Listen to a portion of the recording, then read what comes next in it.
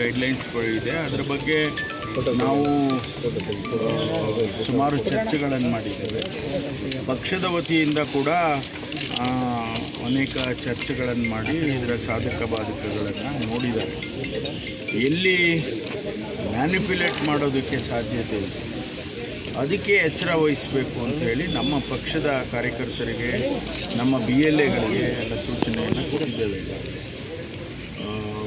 West ಬೆಂಗಾಲ್ನಲ್ಲಿ ಒಂದಿಷ್ಟು ಅನುಮಾನಗಳು ಬಂದಂಥ ಸಂದರ್ಭ, ಪ್ರತಿ ಅಸೆಂಬ್ಲಿ ಕ್ಷೇತ್ರದಲ್ಲಿ 5,000 to 10,000 ಮತದಾರರನ್ನು ಡಿಲೀಟ್ ಮಾಡಿದರು ಅಂತೇಳಿ ಅಲ್ಲೆಲ್ಲ ಮಾತುಗಳಾಗಿದೆ.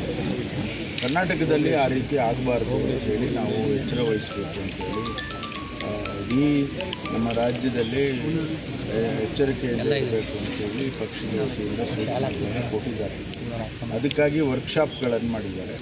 ಪ್ರತಿಯೊಂದು ಜಿಲ್ಲೆಯಲ್ಲಿ ಮತ್ತು ತಾಲೂಕಲ್ಲಿ ನಮ್ಮ ಏನು ಲೋಕಲ್ ಯೂನಿಟ್ಸ್ಗಳಿದ್ದಾರೆ ಅವರಿಗೆಲ್ಲ ಸೂಚನೆಯನ್ನು ಕೊಟ್ಟಿದ್ದಾರೆ. ನಾಳೆಯಿಂದ ಎನ್ಯುಮರೇಷನ್ ಫಾರಮ್ಸನ್ನು ನಾಳೆಯಿಂದ ಕೊಡೋದಕ್ಕೆ ಪ್ರಾರಂಭ ಮಾಡ್ತಿದ್ದಾರೆ. ಅಲ್ಲಿ ಅವರು 11 ಕ್ರೈಟೀರಿಯಾಗಳಿದೆ, ಅಲ್ಲಿ 13 ಕ್ರೈಟೀರಿಯಾಗಳಿದೆ.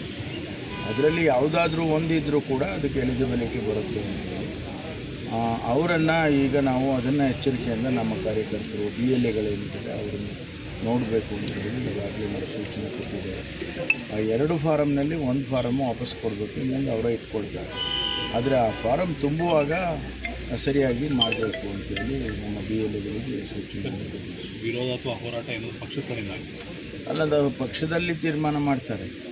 ಅದ್ರ ಬಗ್ಗೆ ಒಂದು ವೇಳೆ ಏನಾದರೂ ಅನಾಮಲಿಗಳು ಬಂದರೆ ಅಥವಾ ಮ್ಯಾನಿಪ್ಯುಲೇಟ್ ಮಾಡ್ತಾರೆ ಅನ್ನೋದು ಗುಮಾನಿ ಬಂದರೆ ಅದ್ರ ಬಗ್ಗೆ ಪಕ್ಷ ತೀರ್ಮಾನ ಮಾಡುತ್ತೆ. ಯಾವ ರೀತಿ ಹೋರಾಟ ಮಾಡಬೇಕು ಅಥವಾ ಯಾವ ರೀತಿ ಎಲೆಕ್ಷನ್ ಕಮಿಷನ್ಗೆ ನಾವು ತಿಳಿಸ್ಬೇಕು ಅನ್ನೋದ್ರ ಬಗ್ಗೆ ಅವ್ರು ತೀರ್ಮಾನ ಮಾಡ್ತಾರೆ.